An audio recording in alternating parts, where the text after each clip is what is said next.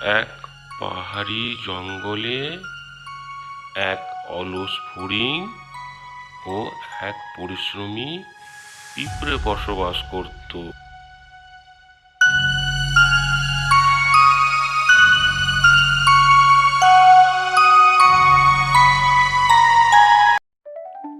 একদিন গ্রীষ্মকালে সকাল সকাল সেই ফড়িংটি জঙ্গলের মধ্যে ঘুরতে বেরোলো এবং সে ভাবলো যে আমাকে তো এখন খিদে পেয়েছে, তো যাক কিছু খাওয়া যাক।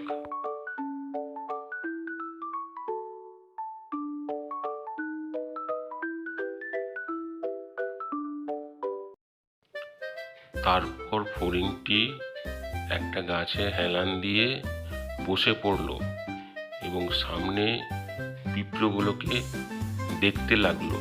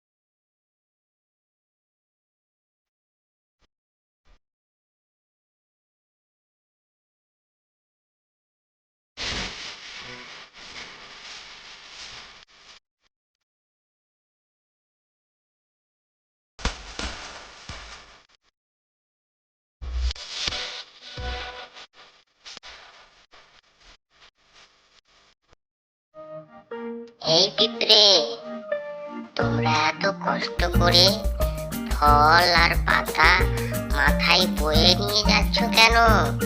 জঙ্গলে তো ফলের অভাব নেই আর পাতারও অভাব নেই, তবু তোমরা দলবদ্ধভাবে এতগুলো পাতা এবং ফল কোথায় নিয়ে যাচ্ছ?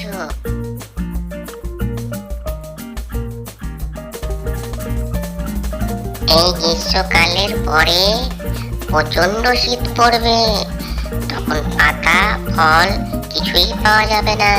তাই আমরা এখন থেকেই সঞ্চয় করে রাখছি, যাতে শীতে আমরা পাতা ফল খেয়ে বেঁচে থাকি।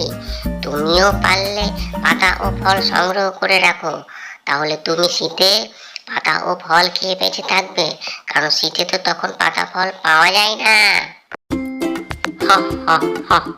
তোমরা পিঁপড়ে কি বোকা, কি বোকা! গাছে এত ফল, গাছে এত পাতা, তবু তোমরা বোকার মতো কেন পাতা সংগ্রহ ফল সংগ্রহ করছো?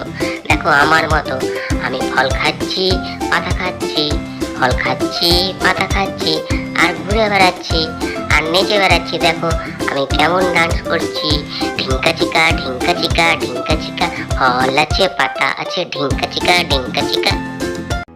তারপর একদিন শীত আসলো এবং প্রচণ্ড শীতে ও ক্ষুধায় ফড়িং মারা গেল।